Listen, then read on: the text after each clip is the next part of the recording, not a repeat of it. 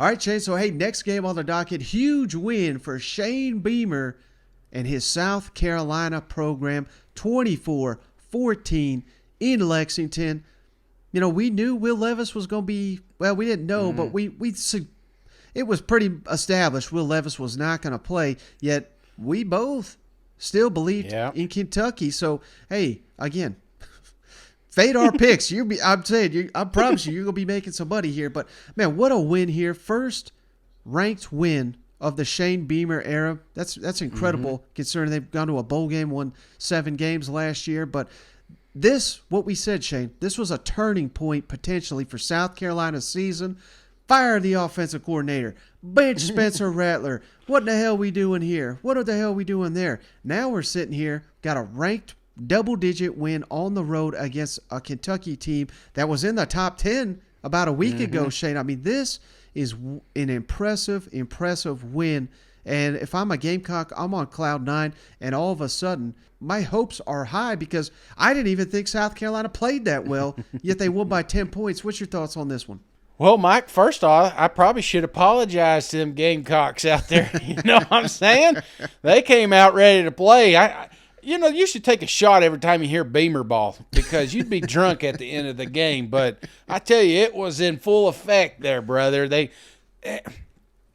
What drove me nuts about this game, okay, we know Will Levis is out, but I think in Kentucky's mind that they felt like they could just go out here, pound Rodriguez, and win a game against South Carolina. It's almost felt like that's what the game script was. Yeah. And don't get me wrong, Rodriguez looks good. He did great, but they did not have the ability to get this quarterback going. It's like almost like they were afraid to let Sharon throw the damn ball. And South Carolina, man, I'd pause it a few times during this game, and I'd look, and there'd be 11 people within 5 yards of the goal line.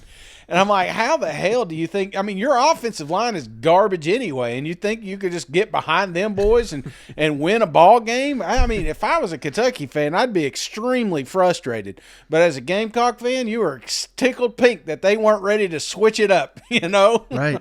Yeah, and like you said, Shane, I mean, I don't know what in the hell Kentucky was thinking with this game plan. I mean, first play of the game, tried a dumb trick play that blew up in their face, resulted in a turnover. I mean, it was just the literally the worst start you could imagine.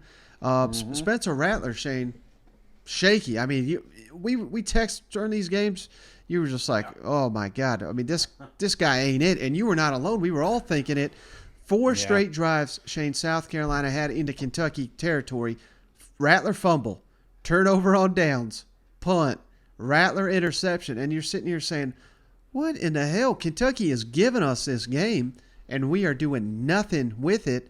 But, hey, adjustments were made. Dominate the second half. Spencer Rattler, we were critical of him. Here's how he finished, though, Shane. 8 of 10 passing. 3 of those completions were for first downs, and 1 was for a touchdown after that dreadful, dreadful interception. So this guy cannot be rattled, Shane. He keeps coming back stronger and stronger. It does not faze him. I love that. You mentioned the block punt. South Carolina now has 5 blocked punts on the season. That's number 1 in the country. Chris Rodriguez, you knew this had to be a big Chris Rodriguez game. They pounded him 22 carries, 126 yards, but that is literally all they had going for them on offense. I mean, it was dreadful, and maybe I, Shane, have discounted the value Will Levis brings to this football team because Kentucky, I mean, they basically look terrible without Will Levis. Well, and that's the thing. When Sharon and I don't know if I'm saying this right. Is his name Sharon? Is that how you say it? I think so. Like Ed Sheeran? I hope we never get to say it again. You know what I mean? Based on what we saw. Oh, shit, Mike. I mean, he's young. You know what I'm saying? He's young. But I will say this. Watching the game, there was moments and I was just – when he did go back to throw, he was still running for his life. Yeah. And Will Levis has been doing that the entire season. But he's a better quarterback. He's built better to get these hits, you know. Well, not that. I mean, he's in a boot and a broken finger, you know. I mean, how many? I don't know if it's broken, but you know what I'm saying. Oh, it was We've definitely all seen the pictures. pointing the wrong way. Yeah. But I mean, like now you're putting in a redshirt freshman going against the same thing. He is literally. It's one thing to throw passes at practice. You're gonna throw good balls. You're gonna look good.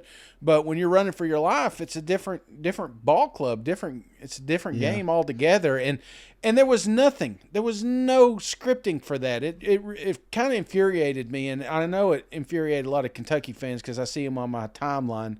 But I don't want to focus on that. I want to focus on South Carolina, man. Here they come in, a hostile environment. They get a top 15 win. I mean, that's huge in this year, in this Beamer era. Yeah. I think that was what they needed. They needed a little momentum. They needed to see that all that hard work that they put in the offseason is finally coming to fruition. So I think that's where you're coming with South Carolina. Marshawn Lloyd's playing the best ball he's done. And as much as I shit on Satterfield, I thought there was some great play calling during this game. I thought it was very creative. There were some things that obviously, Rattler got under my skin a few times, but when he did get settled in, he was productive and he looked good. So South Carolina, they brought it, man. And we talked about this crew is a scrappy crew. They're gonna claw and they're gonna fight every single game. And if you're not prepared for them,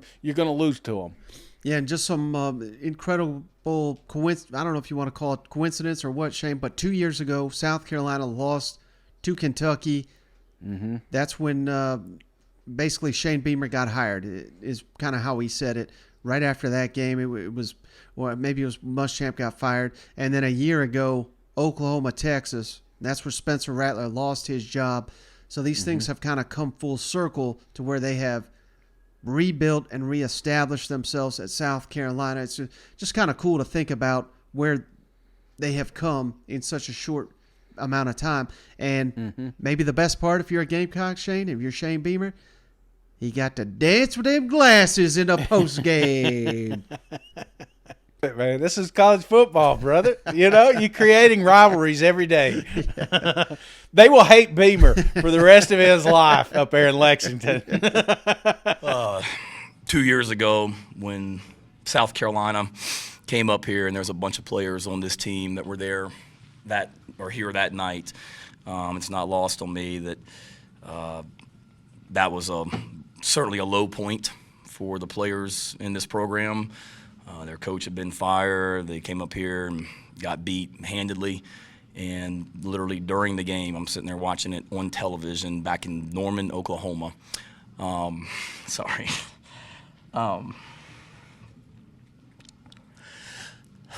it on TV in Norman, Oklahoma. And during the game is when Coach Tanner and Chance reached out. I'll never forget Coach Tanner calling me and saying, "You ready to do this?" And I told him, "I've been waiting my whole life for you to say that." And the players came in that night and walked back in this same locker room and picked up their phones and saw the news. And probably Jaheim I knew in high school because I recruited him. DK I knew because I recruited him. Everybody else probably said, "Who in the heck is Shane Beamer?" And he's our new head coach. And for those guys to go from that point where they were less than 2 years ago to this night up here is pretty special. And we were shorthanded as well. I know they had injuries. So did we, playing without two of our top three safeties. That's one that really sets a culture for a program. Yeah, you see my kids in the back with T-shirts and sunglasses. Thank Connor Shaw for that T-shirt. He dropped that off yesterday as well. So thank you, Connor. Appreciate you, brother. No, I think so. To beat a team like this, Justin King was telling me, I think this is the first time we've won 3 straight games in like 5 years or something. Last time I know we haven't won a road game since I've been the head coach. Beating a ranked team on the road. However long ago that was. I know it's been a long time on a lot of these things, but I think so. We continue to get better, and it's not always pretty out there, but certainly to see, I know y'all heard it, but to see the joy in that locker room, and we're not shocked. Like we had guys like this was as confident a football team coming in here that we've had in any game that I've coached here at Carolina. We had the best week of practice by far. Our guys expected to win the football game. The first thing I said on Tuesday morning when I walked in that team meeting room is, if you don't expect to win the game and know you're going to win the game, get out right now. Because we didn't need to come in here hoping we were going to play well and all that stuff. We needed to know we were going to win the football game, and it was going to take a heck of an effort to do it. And we did that. I told Cole Kubelik in that post-game interview as well, it's not lost on me either that Oklahoma played Texas today out in Dallas. And that was the game last year that Spencer got benched in and lost his starting quarterback job. And I told him on Tuesday, this is going to be one heck of a story when you go up to Lexington on Saturday night and get this win for us. So on the same day that Oklahoma plays Texas 1 year later, that ultimately led Spencer here because he lost his job at Oklahoma, he leads us to a win like this in Lexington, Kentucky tonight. It's pretty freaking special for that kid too. He did some good things when he had time. I thought when we put him in a position to be successful, I don't think we played very good around him. And, so it's one thing that I put on all of us, myself, the coaches, and the team. And I told the team that. I don't think we responded and played very well around him. I thought we played as poorly as we have all year at certain positions around a first-time starter. And I don't think that's right for that young man. And there's things that he did very well. And there's areas where we didn't do a good enough job around him. Mark, we saw the defense give up some explosive plays late in the game. That's pretty uncharacteristic. Do you believe this is a one-game thing for Will, or is it possible that he could be back next week? I'm not sure. I really don't.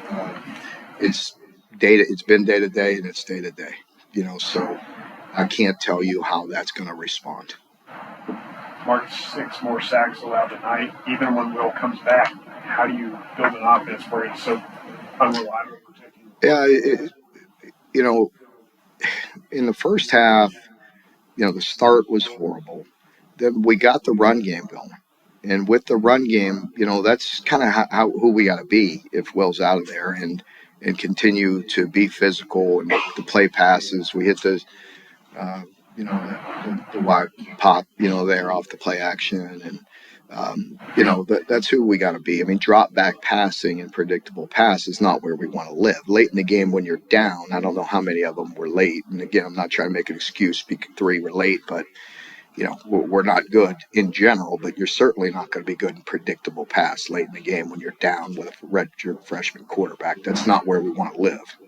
We got to play really good, as a team, and that's my biggest disappointment. I don't feel like we rallied, and it, not just a goofy cliche when I say this, but I mean, for us, we've always been. You guys have watched us. I mean, we're not great in any area. We got to be good as a team. The strength of our team is generally the team. And we didn't do that today. We weren't good in a lot of different pieces, and that's not good. Well, speaking of a rivalry, Shane, Mississippi